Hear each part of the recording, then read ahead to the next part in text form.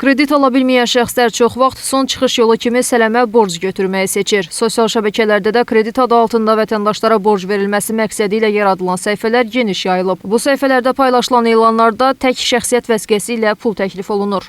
Yəni qısacası bir çox insan sələmçiliklə açıq şəkildə məşğul olmağa başlayıb. Maraqlısı budur ki, təklif edilən borc pulun faiz dərəcəsi o qədər yüksək olur ki, normal vəziyyətdə insanlar bu faizlə pul götürməz. İnsanın ehtiyacı var, götürür. Amma sələmçilərə yaxşı baxmıram.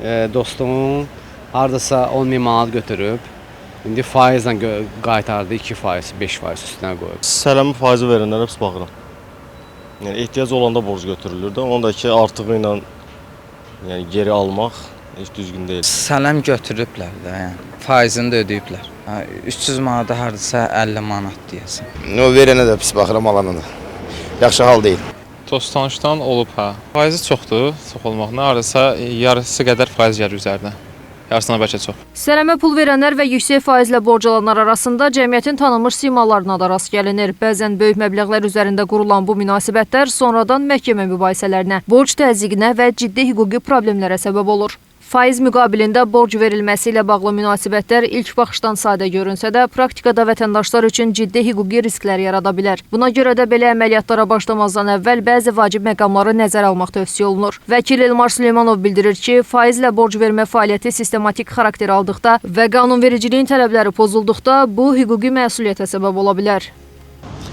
Qanunvericilik bu cür vətəndaşlara aid məsələdə qeyd edir ki, deməli, kredit növündə sahibkarlıq fəaliyyəti ilə məşğul olmaq üçün xüsusi razılıq, yəni ki, lisenziya alınmalıdır.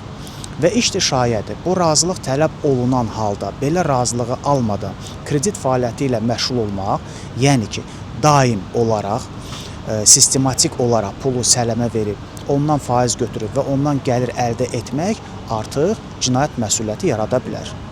Bu məsuliyyət Cinayət Məcəlləsinin 192-ci maddəsini nəzərdə tutulur. Sahibkarlıq fəaliyyəti ilə xüsusi razılıq əldə etmədən məşğul olmaq, vurulan zərərin həcmindən asılı olaraq cərimə ilə bərabər, deməli, 1 ildən 7 ilədək müddəti azadlıqdan məhrum etməklə deməli, cəzalandırıla bilər. Bu cür sələmə verən vətəndaşlar bir qayda olaraq vergi qanunvericiliyini pozurlar. Çünki onlar böyük ehtimalən əksər hallarda götürdüyü pullardan heç bir vergi dövlətə ödəmirlər.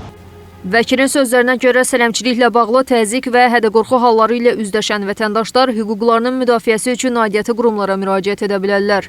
Sələm bataqlığına düşmüş vətəndaşlarımıza məsləhət verə bilərdim ki, işdir şayədir, siz belə bir vəziyyətə düşmüsünüzsə və sizə sələm verən şəxslər sizi sıxırlarsa, sizdən pullarını tələb edirlərsə, faizlərini tələb edirlərsə, hədə-qorxu gəlirlərsə, qorxmayın, çəkinməyin. İlk olaraq onu sübut eləməyə çalışın ki, bu cür sələmə verən şəxs yalnız sizə pərakəndə şəkildə olaraq deyil, sistematik olaraq digər vətəndaşlara da sələmə verir.